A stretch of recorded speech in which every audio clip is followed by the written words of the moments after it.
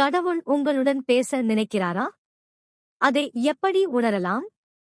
தினமும் நாம் கடவுளிடம் பேசுகிறோம், வேண்டுகிறோம், புலம்புகிறோம், நன்றி கூறுகிறோம், உதவி கேட்கிறோம். ஆனால் ஒரு முறை கூட நாம் நின்று யோசித்திருக்கிறோமா?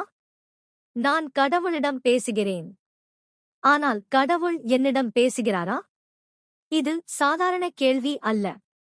இந்த எண்ணமே வந்தால் அது ஒரு ஆன்மீக விழிப்புணர்வின் தொடக்கம். குறிப்பு: கீழே கூறப்படுவது ஆன்மீக அனுபவங்களின் அடிப்படையில் கூறப்படும் விளக்கங்கள். இவை தனிப்பட்ட பக்தி உணர்வுகளாக புரிந்து கொள்ளப்பட வேண்டும். கடவுள் நம்முடன் பேசுவாரா? பலருக்கு சந்தேகம் இருக்கும். நான் இவ்வளவு பிரார்த்தனை செய்கிறேன், கடவுள் கேட்கிறாரா? ஆனால் உண்மையான பக்தி சந்தேகமின்றி நம்புவதில்தான் இருக்கிறது. ஆன்மீக சான்றோர்கள் கூறுவதாவது: கடவுள் எல்லோரிடமும் இருக்கிறார். ஆனால் சிலர் அவரை உணரத் தொடங்கும் போது அவர்களுடன் ஒரு உள் உரையாடல் ஆரம்பமாகிறது. அது காதால் கேட்கும் சத்தமல்ல, இதயம் உணரும் மொழி. கடவுள் உங்களை நெருங்குகிறார். சில அறிகுறிகள்: உங்கள் வாழ்க்கையில் கீழே கூறப்படும் அனுபவங்கள் தொடர்ந்து நிகழ்ந்தால் நீங்கள் ஆன்மீக பாதையில் முன்னேறிக் கொண்டிருக்கிறீர்கள் எனக் கொள்ளலாம். 1. அதிகாலை 3-4 மணிக்கு விழிப்பு. தினமும் அதிகாலை 3 முதல் 4 மணிக்குள் திடீரென விழித்து விடுகிறீர்களா? அந்த நேரம் பிரம்ம முகூர்த்தம் என அழைக்கப்படுகிறது. தியானத்திற்கும் ஆன்மீக சக்தி அதிகமுள்ள நேரமாகவும் கருதப்படுகிறது. விழித்த பிறகு மீண்டும் தூங்க முடியாமல் இருப்பது, மனதில் அமைதியான எண்ணங்கள் தோன்றுவது, இவை உள் விழிப்புணர்வு அதிகரித்ததற்கான அறிகுறியாக பார்க்கப்படலாம். 2. இரக்க குணம் அதிகரித்தல். உங்களின் கஷ்டம் இருந்தாலும் மற்றவர்களின் துன்பம் உங்களை பாதிக்கிறதா? அவர்களின் மன வலியை உணர முடிகிறதா? அப்படியானால் உங்களுக்குள் தெய்வீக குணம் வளரத் தொடங்கியுள்ளது. இரக்கம் என்பது சாதாரண மனித குணம் அல்ல, அது ஆன்மீக உயர்வின் முதல் படி. 3. முன்பே உணரும் திறன். சில சூழ்நிலைகள் நடக்கும் முன் இது இப்படியே முடியும் என்று தோன்றுகிறதா? ஒருவர் என்ன பேசப் போகிறார் என்று முன்பே தெரிகிறதா? இது அதிசய சக்தி அல்ல, உங்கள் உள்ளுணர்வு கூர்மையாகி வருகிறது என்பதற்கான அறிகுறி. 4. கனவுகள் தெளிவாக நினைவில் இருப்பது. பெரும்பாலானவர்கள் கனவு கண்டாலும் மறந்து விடுவார்கள்.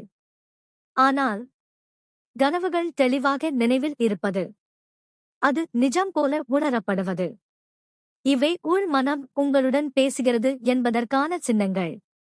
ஆன்மீக பார்வையில் தூக்கம் கூட ஒரு வழிகாட்டும் நிலை எனக் கருதப்படுகிறது. 5. விசித்திரமான உணர்வுகள்.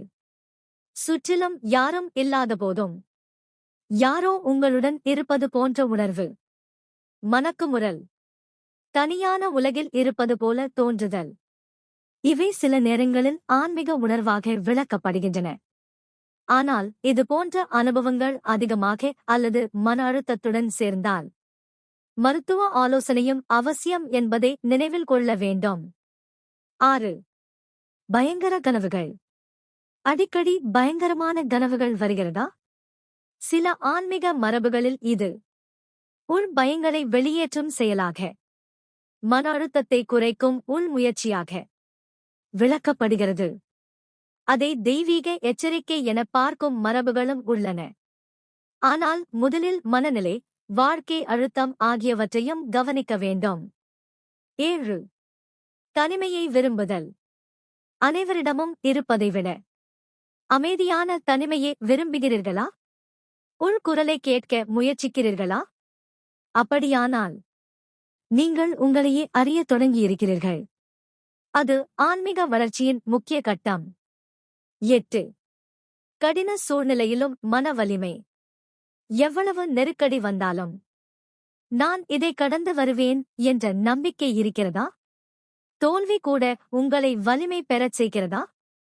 அப்படியானால் உங்களுக்குள் உள்ள தெய்வீக சக்தி விழித்தெழுகிறது.